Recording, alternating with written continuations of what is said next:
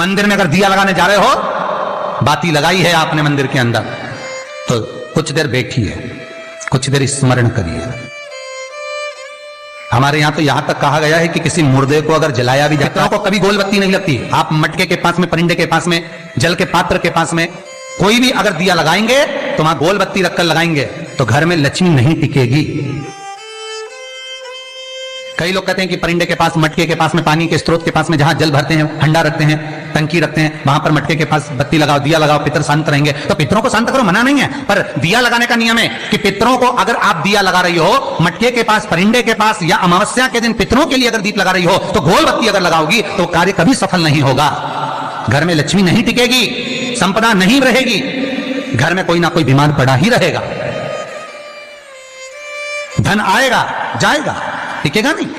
इसलिए पितरों के लिए अगर दिया लगाना है, पूर्वजों के लिए दिया है, तो कपाल क्रिया तक रुकना पड़ता है कि थोड़ा रुकिए, कोई पीछे से आकर कुछ कर ना जाए। दीप जलाने थोड़ी देर रुकिए।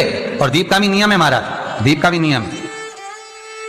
दिए में जो फूल बत्ती लगती है, गोल बत्ती लगती है, गोल वाली, ये बत्ती हमेशा कोई विष्णु भगवान की पूजन कर रहे हो, शिव जी की पूजन कर रहे हो, कोई अन्य देवता का अगर आप स्मरण कर रहे हो तो गोल बत्ती लगाई जाती है। भगवान के मंदिर में पूजन कर रहे हो तो गोल बत्ती लगाएं। लंबी बत्ती, लंबी वाली जो बत्ती होती है लक्ष्मी की पूजन में, देवी पूजन में, जितनी भी माताओं की आप पूजन करोगे, जितनी भी देवियों का आप स्मरण करोगे, उसमें लंबी बत्ती का प्रमाण है। पितरों की पूजन में लंबी बत्ती का प्रमाण है। लगाना है पितरों के लिए अगर दीप लगाना है तो लंबी बत्ती लगाइए, लंबी बत्ती। महाराज लंबी बत्ती का प्रमाण हमारे यहां शास्त्र का, गोल बत्ती का प्रमाण। और सुंदर चरित्र कहा, यदि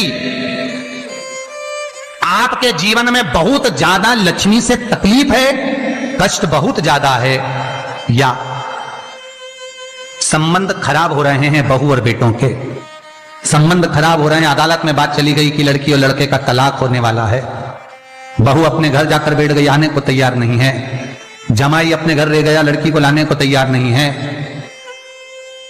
सास बहू में आपस में तनमन चल रही है, प्रेम बिल्कुल नहीं है, या लक्ष्मी आती ही नहीं, बहुत कष्ट है, जमीन जायदाद पड़ी बिक नहीं रही, तो एक काम करना, इतना दुख अगर आपके जीवन में है तो कार्तिक के महीने तक रुको, और कार्तिक का महीना आए, त्रयोदशी तिथि आए, कोई सा भी हो, सोमवार, रविवार, मंगल, बुध, कोई सी भी त्रयोदशी, प्रदोष, कोई सी भी प्रदोष तिथि आए, उस दिन तुलसी की लकड़ी, पहले से तुलसी आपके घर में अगर सूखी हो, तुलसी सूख गई हो तो उसकी जो लकड़ी होती है, उस लकड़ी का 7 लकड़ी का बंडल बनाकर दीप बना लो।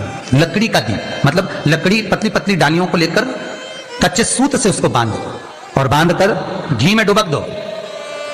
कार्तिक के महीने में शुक्ल पक्ष की त्रयोदशी तिथि जब आए, प्रदोष का जब व्रत आए, उस दिन भगवान के मंदिर में, शिव मंदिर में नहीं, भगवान किसी भी देवता के मंदिर में, विष्णु के मंदिर में, नारायण के मंदिर में, कृष्ण मंदिर में, राम मंदिर में, किसी भी मंदिर में, मंदिर ना हो तो अपने घर के मंदिर में शाम के समय पर उस तुलसी की लकड़ी का दीप, दिया भरकर उसमें घी डालकर जो दीप प्रकट कर देता है, जला देता है, दीप को प्रज्वलित कर देता है, उसके घर में कभी संपदा की कमी नहीं होती महाराज। विष्णु पुराण में स्पष्ट लिखा है। इसलिए शायद कहा जाता है कि भगवान को सर्वश्रेष्ठ कौन सा चंदन अच्छा लगता है। आपको पहले भी कथा में कहा, आगरा की कथा अगर किसी ने सुनी होगी तो उसमें वर्णन किया, भगवान को सर्वश्रेष्ठ चंदन कौन सा, भगवान को सर्वश्रेष्ठ चंदन कौन सा प्रिय है, वो कौन सा चंदन है जो भगवान विष्णु को लगाएं, राम को लगाएं, कृष्ण को लगाएं, वो कौन सा चंदन है जो श्री हरि को लगाया जाए। तो जीते जी भगवान विष्णु एक बार गले लगाते हैं, उसको कहते हैं हरि चंदन। कौन सा चंदन है? हरि चंदन। हरि चंदन बाजार में नहीं मिलेगा, हरि चंदन आपको बनाना पड़ेगा। कैसे बनाना है? तुलसी जब सूख जाए उसकी जड़ को निकाल लिया जाए, वो जड़ को पानी में धो लिया जाए, धोने के बाद उसको सिलबट्टे पर, पत्थर पर घिसा जाए और घिसकर उसमें थोड़ा सा कुंकू, रोली डालकर तैयार कर कर जो भगवान विष्णु के मस्तक पर, कृष्ण राम के मस्तक पर लगा देते हैं और उसकी एक बिंदी अपने हृदय पे लगा लेते हैं। जीते जी भगवान एक बार उसको गले लगाते ही हैं। हरि चंदन प्रियता। जैसे शिव महापुराण में रुद्र चंदन का भाव है, शिव महापुराण में रुद्र चंदन का प्रमाण दिया जाता है। अगर आपने लिंग पुराण पढ़ी हो तो उसका 5वां स्कंद अवश्य पढ़िएगा महाराज, और शिव महापुराण अगर पढ़ रहे हो तो उसका कुमार खंड पढ़िएगा जिसमें रुद्र चंदन का प्रमाण है। रुद्र चंदन कैसा? रुद्र चंदन का प्रमाण कैसा?